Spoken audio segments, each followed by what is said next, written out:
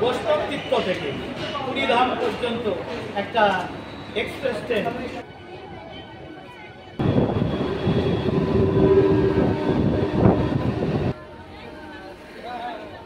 তো আগের পার্টে আমরা কৃষ্ণনগর থেকে আমঘাটা এসেছিলাম, আর এই পার্টে হবে আমঘাটা থেকে কৃষ্ণনগর জার্নি।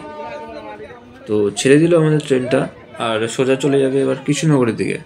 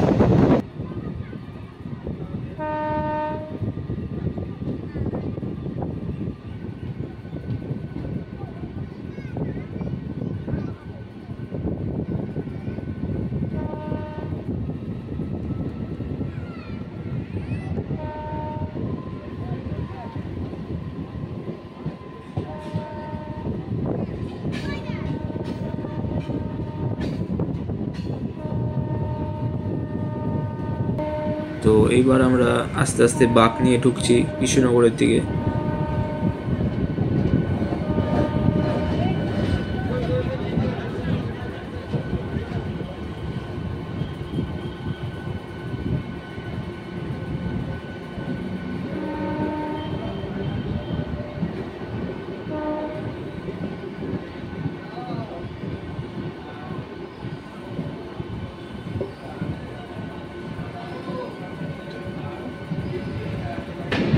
তো আমাদের ট্রেনটাকে দিয়েছে 4 নম্বরে, আর পাশেই 3 নম্বরে দাঁড়িয়ে আছে Krishnanagar city Sealdah AC local.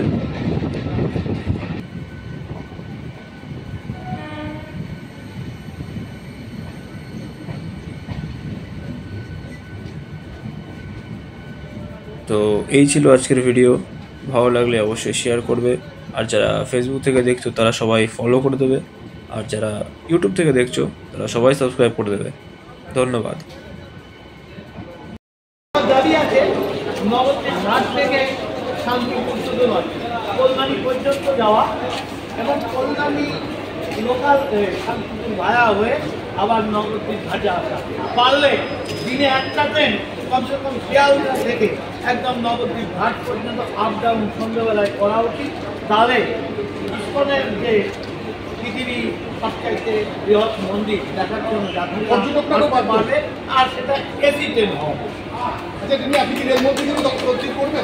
হ্যাঁ, এটা তো করা আছে এবং হবেও, করবো, কিন্তু অপেক্ষা করতে হবে। ট্রেনের কাজ একটু সময় সাপেক্ষ লাগে থাকে, তার মধ্যে ট্রেন এখন দ্রুত গতিতে চলছে। ভারতবর্ষ যেমন এগিয়ে চলছে নরেন্দ্র মোদীর নেতৃত্বে, তা রেলও এগিয়ে চলেছে। আর আমার নাম জগন্নাথ, তার মন্দির পুরীতে, সেই কারণে বৈষ্ণব তীর্থ থেকে পুরীধাম পর্যন্ত একটা এক্সপ্রেস ট্রেন, যা বাঙালি যারা টুরিস্ট তাদের জার্নি হবে এবং এটা লাভদায়ক রেলের পক্ষে হবে। তাই ট্রেনটির নাম দেওয়া হোক আমি চৈতন্য জগন্নাথ এক্সপ্রেস।